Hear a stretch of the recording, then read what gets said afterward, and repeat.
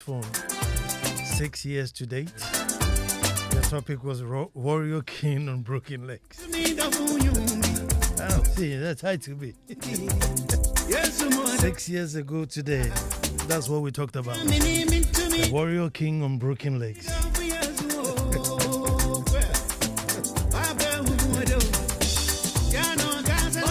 But in the meantime, I see you, Eugenia Sintimedi, K Fresh, Joy TV, social media guru, Malik Nadenta, I see you, Mr. Stephen Agla, good evening, Ni Tojo from Tema Newtown, Charles Ofosunsia, Delali David,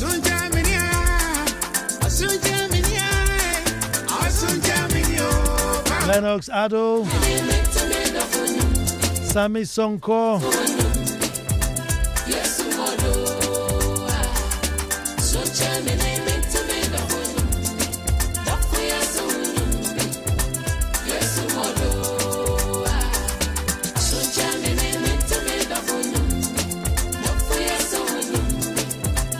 today I hope all the educationists are tuned in, all the teachers and headmasters, policymakers, Laurentia Inungwa, good evening, Eunice and Roman Rage, good evening, Stephen Jampo, I see you.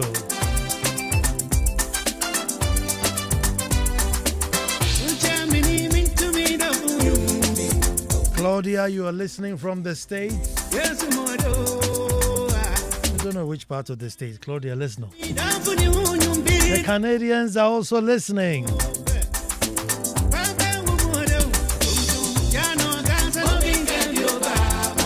Yogi and family. Odote ni Odote. Lawyer Martin Pebu.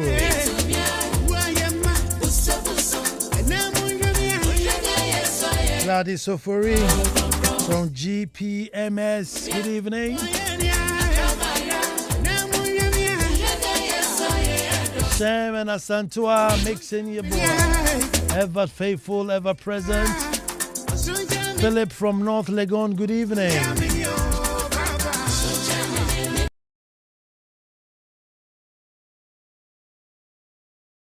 Zona. Richard Collins Akon. Listening live, probably from somewhere in Paris.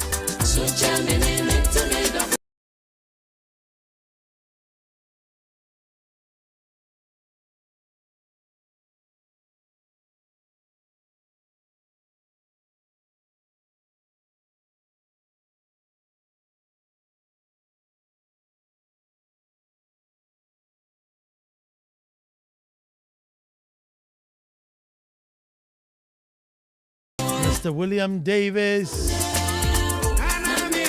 good evening to you. William Thomason, it's been a while. Dr. Edusa Cordier, Anna Maria, it's been a while.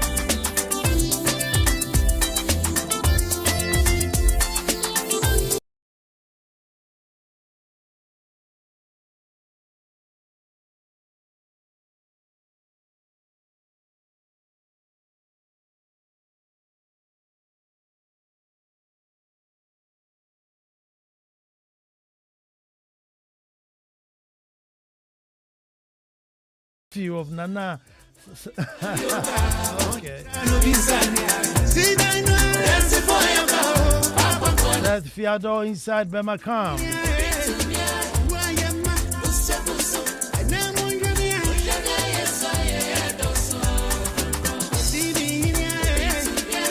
Clarissa Big Mos Wallace, Sakumono Estate, ever faithful, ever present.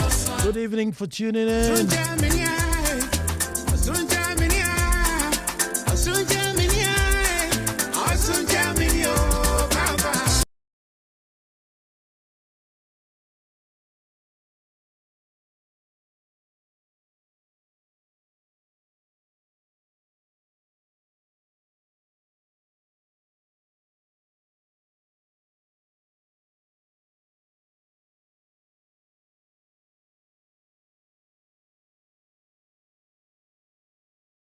There's our young boss.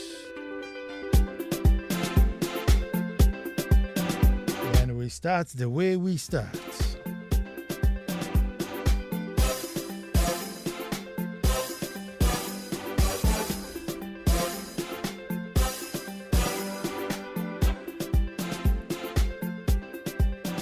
Good evening to all of you, the silent listeners. The many, many silent listeners. Well, folks, until the lions have their own historians, the tales of hunting would always glorify the hunter. And you know, I'll say that again.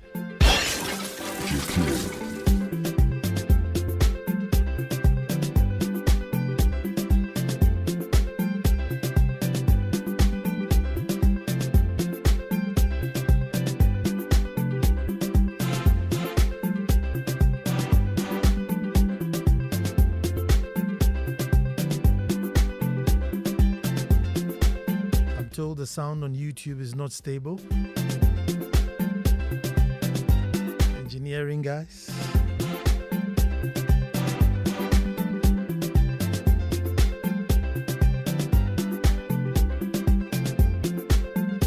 Follow us on YouTube, follow us on Facebook. But folks, I said until the lions have their own historians, the tales of hunting would always glorify the hunter. Hello and welcome to the most opinionated hour on radio and the nation's thought-provoking hour. I am Nana Ansah Kwao, the fourth Chief of the Little Republic of Akwemu Edumasa, and I say thank God it's Monday. Blessed to be alive to enjoy this beautiful ritual, a ritual that invokes blackness in us, brings out the patriots, awakens discernment. Welcome to the ritual I call That My Opinion, and it's only on Joy 99.7. Every Monday at this time, tune in and join us, participate, share the link, get people to join, because it's definitely the good hour for good conversation. Our topic today, folks, preparing for an extinct future. Preparing for an extinct future. At this point, I'll say, let us all gather and make truth good.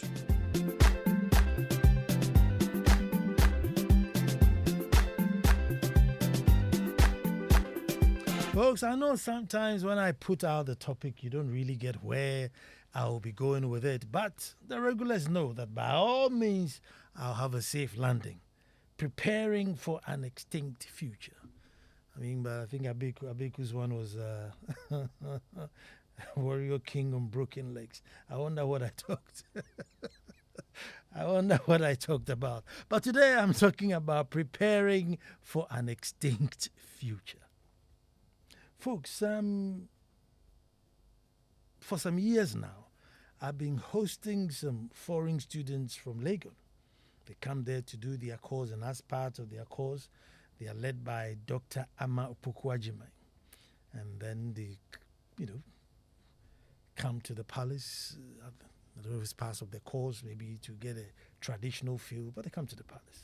So initially, we meet them and go through the meet and greet protocol, the traditional style, then drumming, do a bit of kete, do a bit of adowa, maybe a bit of boma, and we try to teach them a few moves, create a happy atmosphere for them.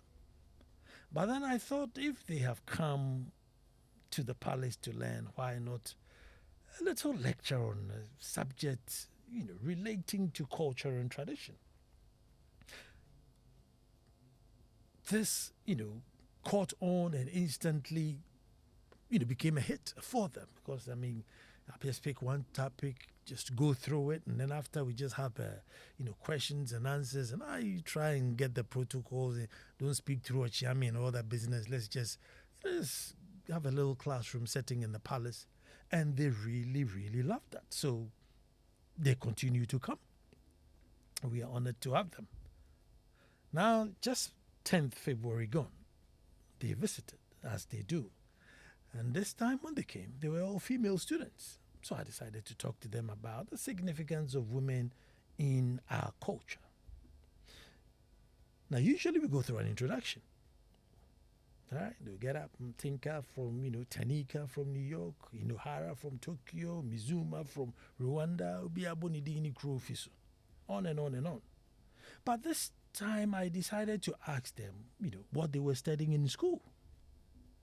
Now I sat back calmly, but inside me there was a great panic and a sudden awakeness and realization. Social media and its impact on development in Africa and Eastern Europe. Is that an essay or is that a course you're reading? Folks, social justice in law in relation to women and something. I mean, everybody gets up and their course is like 3 lines long, specific, targeted. And I'm there thinking, is anybody going to get up and tell me they're doing HR? These were so specific. Folks, the course they were doing sounded like essay topics. They were just too tailored and specific. None of them got up to say HR or marketing or business management. No. So you can see why I panicked. Is this the sign of the times? I mean, they were being prepped for a future that will exist. I was thinking, is this future, will it exist in their world? Or does it apply to us too? Folks, am I panicking for nothing, or have I got a cause too? Because you see, our education is very, very broad. Now, looking at the future, will our broad nature of education cut it? Now, it may do, because we live in 2 different worlds. However, the world is becoming global.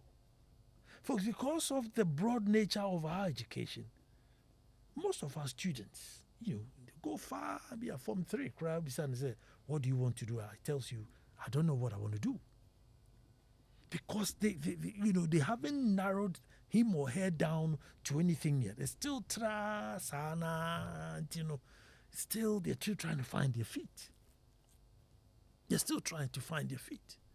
So I'm here listening to these ladies, and I'm thinking, how are our children going to compete or fit in this world? But again, I know that the worlds are also, with the global village, but then the worlds are now separate. So maybe for their worlds, they need that side of education. And that in our world, maybe we can continue with our broad nature for a little while. But for how long? Because we are all using the same apps, the same phones, the same internet. And lo and behold, AI is coming with so much speed. I don't even know if we have to have a law to regulate, to slow it down a bit. I don't know. Because otherwise, folks, what will happen is our children will go to school and come out with flying colors and get first-class degrees. So when they get up to pick the certificates, all the professors will stand up and get up. And within 5 years' time, that profession is no more in. If we are not careful, we will spend fortunes, time, energy, and educate our children. And by the time they leave school, nobody wants that certificate or that profession for anything. Because some button somewhere can just do it. Some button somewhere, you just press it and some app will just do it. And that's why I was calling for those of you who are teachers, those of you who are parents, those of you who are educationists.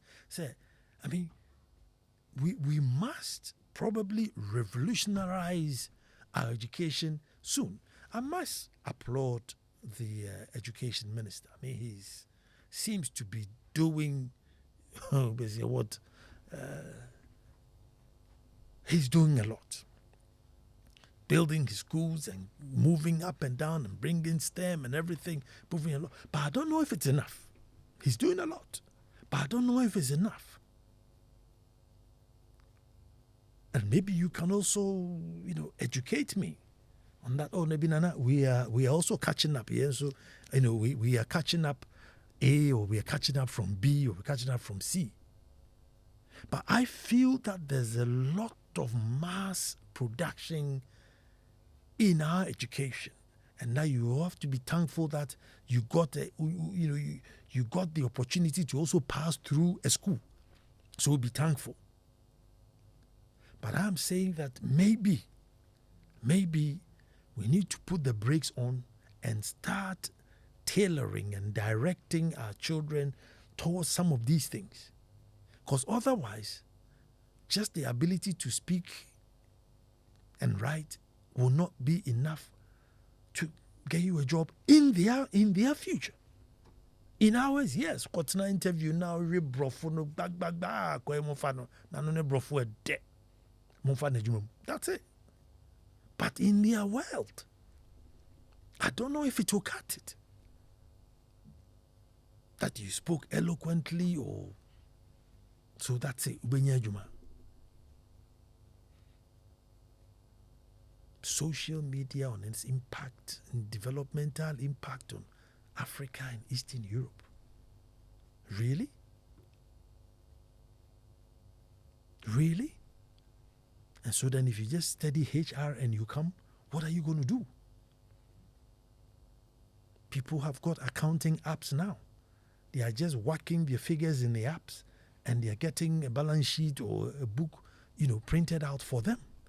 So you go to school and do accounting for, God knows how many years, and come, and there's an app on some guy's phone that's doing the work. School will be the app. So unless you go beyond the app and do something more, you may be wasting your time. And so today I want us all to just have a conversation on this thing. That the world is changing so fast. And is our education responding to what our children are going to face in the future? So yes, you have one or two that about schools who are up to the game with some programs and some things who are parents, they seem to be there. But the majority, the great majority, are not up to speed. The great majority are not up to speed. And so, what sort of future are they going to face? When AI is overloaded, the whole world is full of apps, and nobody needs your services anymore because they can just sit down, press a button, and get it done. There will be no need for bank tellers. There will be no need for bank tellers to do what? You come in, slot your cash into the machine. It tells you put in 100 CDs. Are you okay with that? Yes, I'm okay with that. Click. Message comes on your phone. You go home.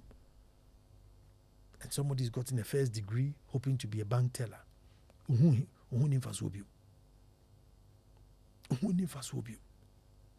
And so many other professions will just be wiped out.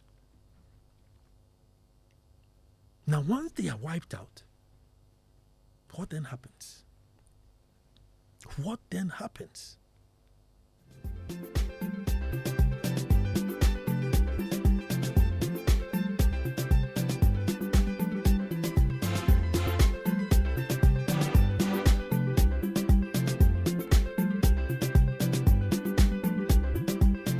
It may be slow to come to this side of the world, but like if you go to, the advanced worlds now, there are no more parking attendants. There are cameras. As soon as you drive in, it tells you that if you stay for 20 minutes, they will charge you this. And truly, 21 minutes, they will send you a message to say, hey, you've overstayed, they've charged you. Whereas once upon a time, there will be somebody there walking up and down in the car park and giving tickets. Nejumase. They don't need him anymore. You get to a bank and there's nobody there. Just put in your money. You go to Gatwick Airport and there's a whole section of the airport. You do your checking yourself, and you throw your bag on the thing to go, and I'm just there. So airport I want somebody to serve me. There's nobody at the airport. You check in yourself, you put your bag on the conveyor belt, it goes in, go and wait for the plane, and then you go. Very soon, they'll tell you they don't even need a pilot. Just get on the plane, push the button, say, you do London and Messi, you get out.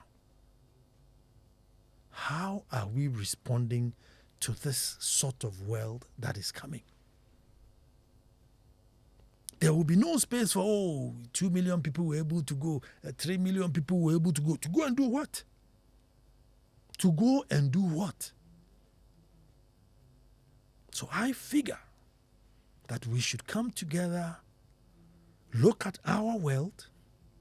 Maybe not necessarily that by all means, because it's been done in America, we should do America or we should do Germany. But we must look in our world and see where it will cross. And at that point, we should have our students ready.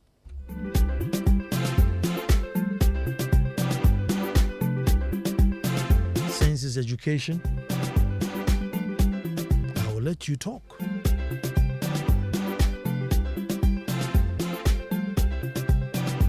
I will let you talk, because you will have to educate me.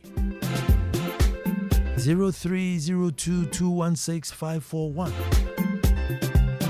Folks, how are we preparing our children for their future? This is our future. We are living our future. But how about theirs?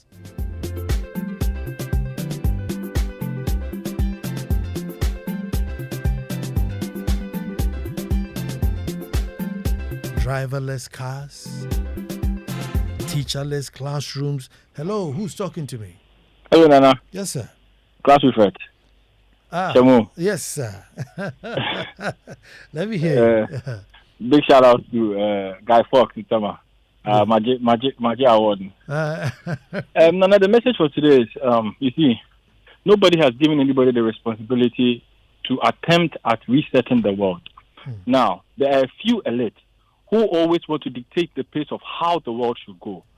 We, as an independent country, we should have our own policy. Now, the fossil fuel only yet to know if it hasn't benefited Ghana, and Ghana has not contributed, let's say, 2 or 3% to depletion of the ozone layer.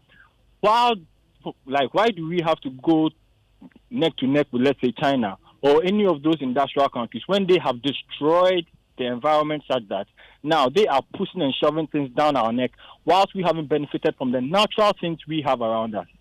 So I say it is something that is inevitable. But we, the ones that have the resources that should benefit us, we don't need to go their way. We don't need to dance to their tune, you see, because ASANA is like, they always want to take the leap of faith and then start with this whole technological advancement, and then you always need to play catch up. Yeah, fossil fuel on the car, you took to me can refine the car Ghana. Do you get what I'm saying? So there's a very thin line between we trying to adjust. Yes, when it comes to our phones and stuff, we would be able to maybe do or give way to AI helping us here and there. But when it comes to the structure of us, the core of us, come on, that one, our government can tell us that we won't. If we are mining the petrol or the fossil fuels, we would use it to build our economy. When we get to perhaps your standard that you got, then we can also migrate into that system. Because if we do it too hurriedly, if we do it too much, we will always be playing catch up to them. Just look at electric vehicles now. How many charging stations do we have? Do we even have the power supply to charge the number of vehicles we claim we want to do? You see, we always want to challenge ourselves beyond what we don't even want. But you will see our politicians trying to push us and shove us in the direction, whilst it's just a few elites who want to control that sector. They want to control it because they don't want the countries who produce fossil fuels to dictate to them. So they want to have control over something. And they are using all these electric vehicles and things to control us. Thank you very much, Nana. Thank you. 0302216544. Hello, who's talking to me? Nana, please, this is Chukati from Akotia. Let me hear you, my brother. My facilitator, myself. Okay. Yes, I think as a country, we should be grateful that we have someone like Dr. Educhuma as our education minister now. Yeah. Because if you look at what the good doctor is trying to achieve, I mean, he's giving us a leap to where we have to be as a country. Mm-hmm. If you look at our education system from Nkrumah's time to Jerry to President Kufuor, between Jerry was supposed to give us vocational skills. That's why he set up the polytechnics. Mm-hmm. Kufuor brought us this 4-year, 3-year, you didn't really know what was happening. But with Dr. Duchung, what we are seeing is there is a specific direction. Listen, we are going in the direction of let the children explore, discover, let them make mistakes. They will make mistakes, yes, but let them make mistakes in a controlled atmosphere and let them discover. What we should do is that, what I think is happening is that the resources for the man is too limited. That one has to be said. Mm-hmm. And this is a country where our MPs, I always say this, our MPs and ministers ride in V8 while hospitals do not have operating or theater lamps. So it's either we commit resources to our education sector as a country, like now you are saying, what are we doing? Even as a facilitator, sometimes these kids ask me questions and sometimes I go like, wow, if I don't take care, one day I'll be out of a job. And sometimes you ask these young ones, what do you want to become when you grow up? Some girl say, I don't know. Last year, my students, some were going to write WASI, and they came to me and said, what should I do when I get to the university? These are 8A students, Urana, 8A students. Wow. They don't even know what they are going to do there. You have to say, when you do this, what do you become? Say, when you do this, what do you become?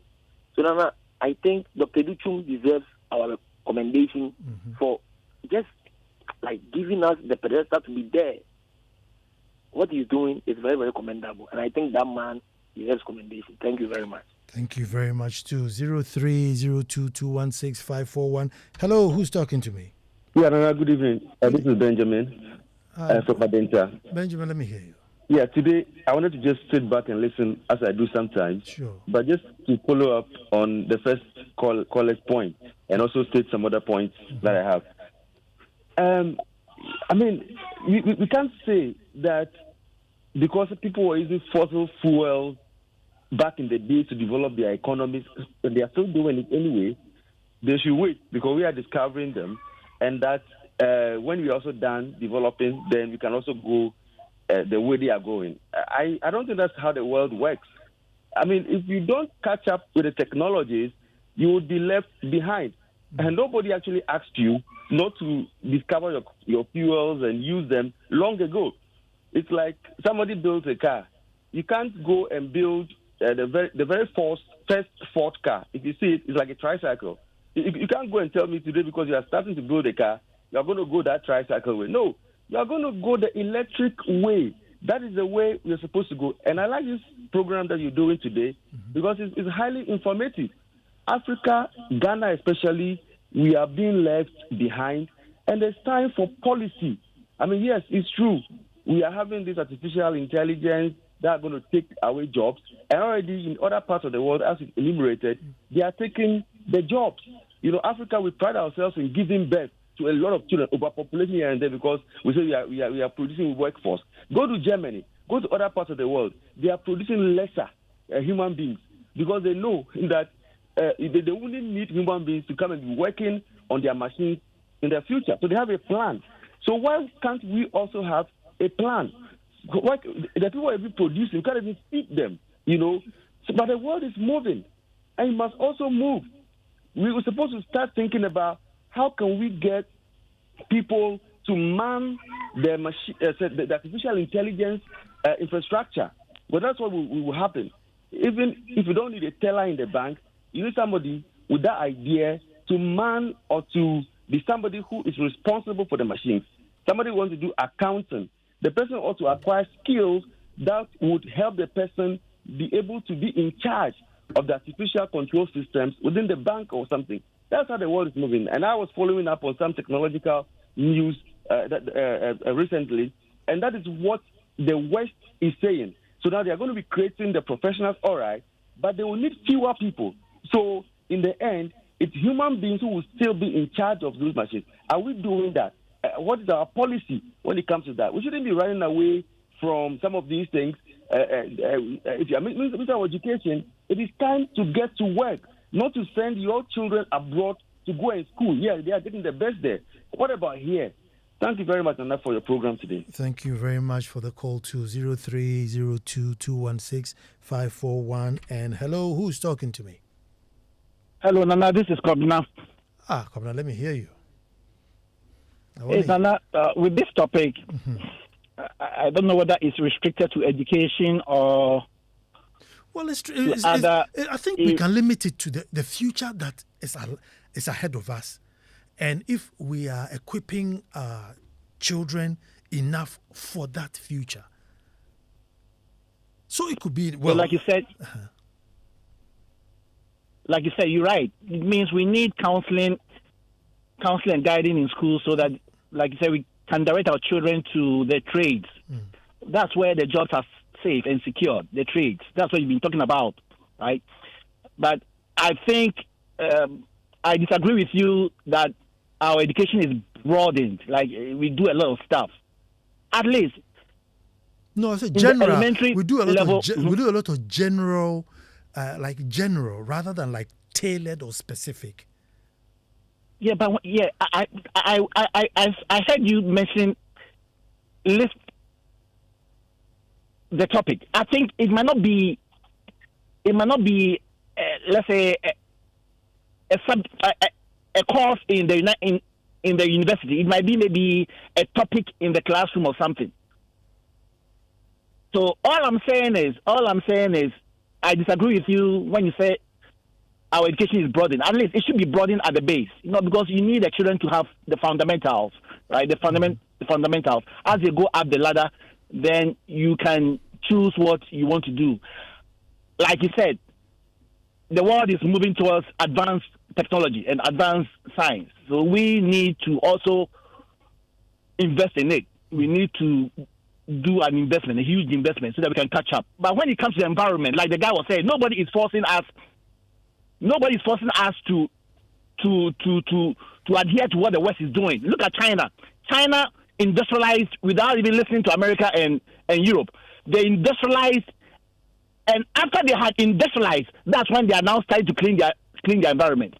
So we Ghanaians too, we don't need to kowtow to all these green energy and all that stuff.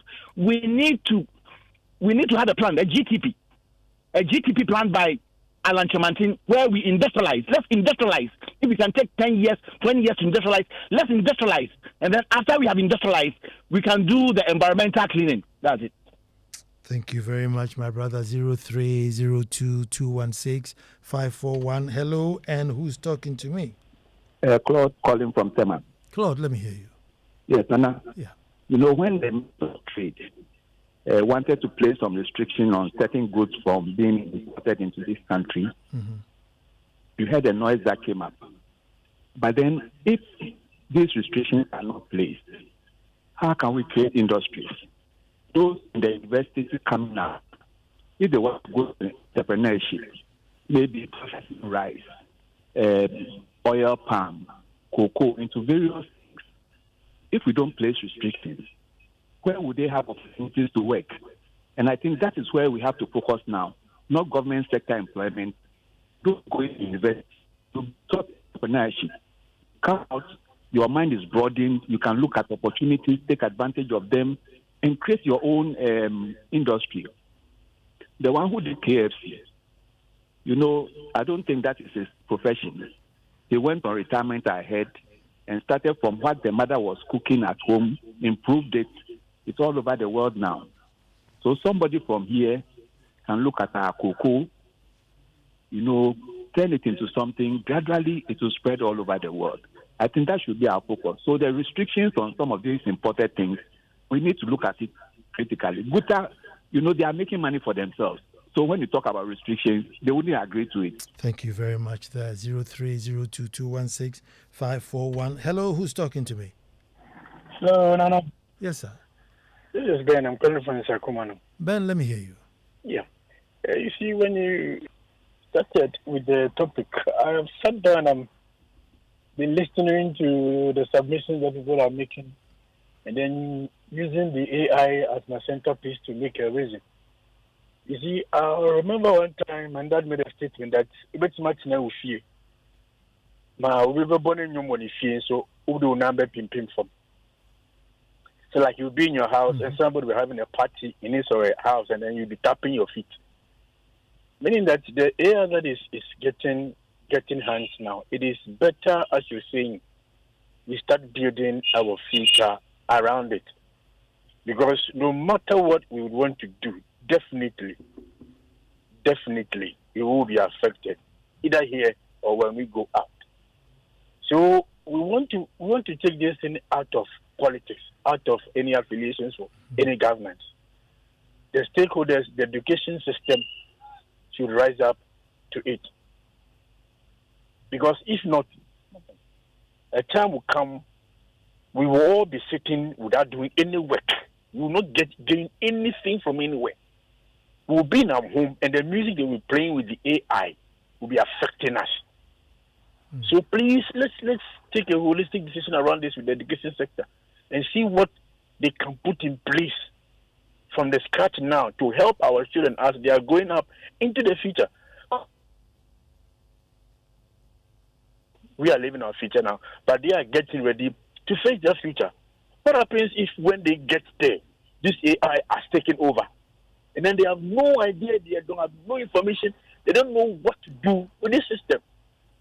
It means what is going to collapse. So our stakeholders in the education sector should please rise up to this task. They better start it now, or they should also get ready to destroy the future of our little ones, which should not be. It's a very sensitive thing. We need to face it head on. Seriously. Thank you. Thank you very much. Hello, and who's talking to me? Nana Kwesi. Nana Kwesi, let me hear you.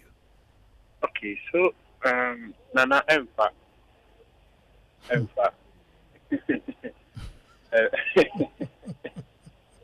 Nana, Ghana is how many years old? You see, you don't want it to be better. It's far from that. You see, from where we started with Nkrumah and all the things that he did, it's like we had a certain form of foundation to everything, whereby by now we've built so much on it. We've made great improvement after him. The man wasn't perfect. Yes, he had certain things wrong, but we saw some of the things that he did, which made a lot of sense back then, which would have been significant today. But anyway, one of my brothers mentioned how we have cocoa and we should have. Didn't we have cocoa processing whatever back then? What happened to it? We have oil. What is happening to talk? And do you understand what I'm saying? We have oil. What is happening to talk? The place is not even functioning. Black men, the same people are ourselves. So if I'm hearing about AI and tech being left behind us, yeah, we deserve it. Maybe to change when the little children right now, one of them, the evolution starts with them, and one of them gets to be president one day, and some of them get to occupy this national high decision making positions whereby they will affect this city. But this is when you go to see they travel, they experience what is happening out there. But what do they bring here? How much the baby crana? As you say, I say they didn't see anything. You see, you the money that will be invested in it. When they tell you that this is what this money was used to do, you ask yourself, say, so you now, if it was your private money, will you use it to do that? What you are saying you use it to do? Now we are saying we are supplying high schools with free Wi-Fi. Well, you check. Anka Yeko baby, Adelaide. It's good initiative. But go and check. People are being paid. It has been even just Lego here, precept here. It's there. But go and check. Meanwhile, they are paying the people who is the company that is responsible for it. You're trying to go for what? For just installing or providing better service. Nana, Emfa. Nana Kwesi. Okay, so folks, all I'm saying is that you see, this is our future. Nana Kwesi gave a good example of Nkrumah. At the time of Nkrumah, it was industrialization. You had to industrialize, and so it was the factories here, factories there, factories here. And when you build the factories, you needed bodies, men and women, to go in there. Somebody to screw this, somebody to unscrew, somebody to pack this, that.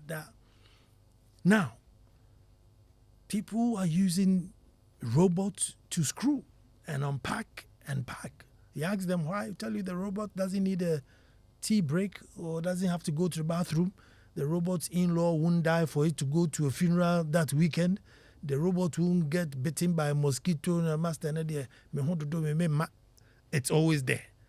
Whether it's electric or oil or whatever, as soon as you put it in there, bam, you're working 12 hours, 18 hours.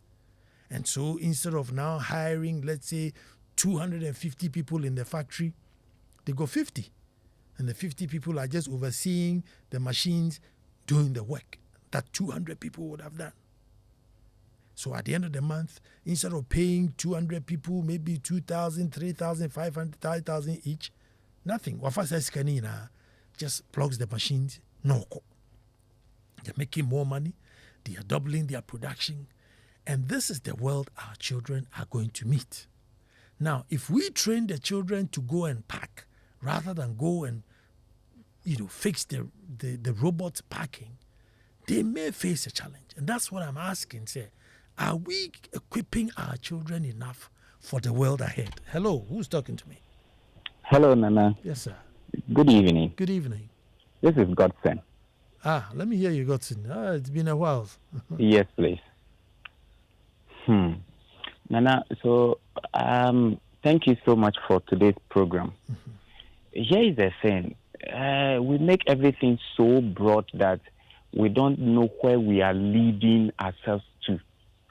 Now, there's this thing that is called vision. And where there is no vision, the people perish. We don't seem to know the direction we want to go as a people. Now, take for instance, a person goes to school and reads a course called political science. Like, what specific work will he do when he graduates with first class in political science? Maybe probably he will join a political party, and then every morning he will be on radio and be defending that which is indefensible. Now, if we are a country that wants to be serious, we should focus on things that matter to us. We should be able to feed ourselves first. You see, there's this thing we learned in school. It said Maslow's theory of needs. If you can't feed yourself, you can't do any other thing. But if we want to just fly from the ground to the top, just like that, we will struggle. And that's what we've been trying to do. So we go to the white, we see they are doing something, and we come back and we say, Charlie, when we went to South Africa, we saw SkyTrain. Let's also do it.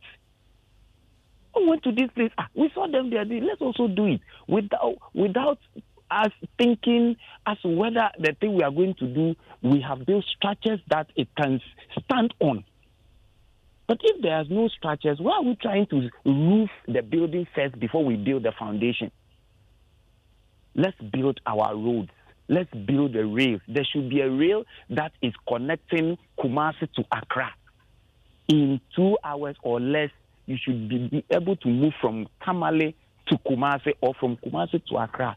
Then we can open our educational system in such a way that we teach the children we teach our students towards a certain direction. Now, when you go to school, people go to senior high school and they are reading a course called General Arts. You ask yourself, so which one is General Arts? Where exactly is it leading you? Because people are doing robotics. People are doing all kinds of softwares. People are going to space. And we cannot even define who exactly we are. If we continue doing this, we have a police system, a security system. The people we push into the security system are people from SHS. People who virtually have no idea about what life is actually. We push them into the security system because we still think that policing is about, hey, my friend, you are not my friend. Meanwhile, people have advanced out of that place. If we don't define ourselves, Nana, we can never, ever reach the standard of these people. Thank you very much. That's Godson Tenge. Hello, and who's talking to me? Hello, good evening. Good evening. It's William from Flag. William? From United States of Flag. Oh, William, let me hear you. And I keep on asking myself this question, and the caller before me also asked the same question. When someone did political science in school and this circuit comes out, what does that person do? You see, this is a big question I've been asking myself. So it looks like education is of no value to me in my family. Yes, because you go to school at the end of the day, you come and you have to work in a factory that day in, day out, they are advancing to use the robots and the stuff you are talking about. So at the end of the day, when my son goes to school and come back and he has a certificate that cannot even make him get a job done in Ghana, then where are we heading towards? See, it has been a big problem we have to tackle from this time. It's been long ago, but no one is bothering this. I thank God you are doing this program, and this program should continue. Then we see the way forward. Thank you very much. Thank you too very much. I thank you too very much. 0302216541. Hello, who's talking to me? Saint OJ. Saint, let me hear you. Okay. I like the topic because I think the set misconception people had set out, and it's almost the same thing we are also saying here. And so, Nana, is everybody saying that if we have 3 million people going into school, they should all go and study the same thing? Is that what they are saying? No. No. And I think that the first misconception should also get is that school is not for jobs. That it's not like I'm going to school to get a job. It is not correct. School is supposed to open up your mind so you can think and do what is proper and what is right. So that where you're put, you can function. And the argument you're making this evening is like when a fish is swimming in the sea and sees a bird flying, then another fish says that, can't you see people are flying? So the bird and the fish must all go and do the same thing. No. Even the whole world doesn't work like that. It is not all countries in the world that produce cars. Even that from advanced countries, they don't produce cars. Some produce just milk, and they are making it, and I'm sure you know about that. Mm-hmm. So if you're talking about specialization, fine. But don't say that, why should somebody go and do political science or general art and all that? Then somebody says, this same person is asking, how do we define ourselves? It is in the general art that we define ourselves. It is where we learn our languages. It is where we learn about the whole lot of things that we need to complement the science and the technology. So you don't sit anywhere and assume that everybody should go and learn the same thing. No. The world doesn't work like that. We need all the angles. And Nana, there's specialization. If you go to the secondary schools, there are different courses for people to do. People are doing science, people are doing business, people are doing that. And it is always a choice. It's the same with the university. You go with the choice. As I speak, I teach in a Cambridge institution, and we do all these things in Cambridge institution. You don't have to scrap them and say they are wrong or they are bad. Okay, let me engage you a little bit before you go. I mean, not to defend anybody. I'm just thinking that, if those who do political science can really direct policy, so that if there's a political decision being made, I'm sure a political scientist can say that, listen, this political decision has been taken before, and the reasons or the repercussions were bad or good, so can advise policy. But I think the concern is, if you look at Ghana, what we need, where opportunities are, and where the education goes, if it tallies, i.e., we're more agrarian, we need more skilled rather than clerical. So when you're educating more clerical than skills, then it becomes a matter of concern. I think that's what you're saying. No, even that one is also not true. Okay. Because those who are into the clericals are even they form the minority. Because people are still doing science, people are still doing agric science. They are even more than those doing general arts. Really? Yes. And believe you me, 87% banks today would want to recruit somebody who did religion at the university. Do you know why? Because they're more... Once the person's mind is trainable, all you need to do is to add a little bit of training. I didn't do AI, but I use AI today. Where did I learn it? Once the mind is open, anything can pass through. Thank you very much. Thank you very much. But see, I get you that, okay, I've done religion, I've got masters in religion, so the bank wants to hire me. But then now the bank hires an AI technology and renders my religion useless. So that's why I'm saying that, are we training the child to equip themselves to be able to go and program that AI in the bank so that they still stand the opportunity?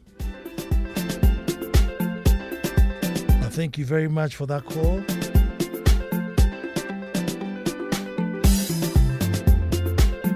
Lady in White is here. First is here to give you your news bulletin. Kofi Hayford is on standby with some soul-searching songs. Abeku was on the ones and twos. I am Ansah Kwao the fourth. God willing, next Monday we'll be back to do this all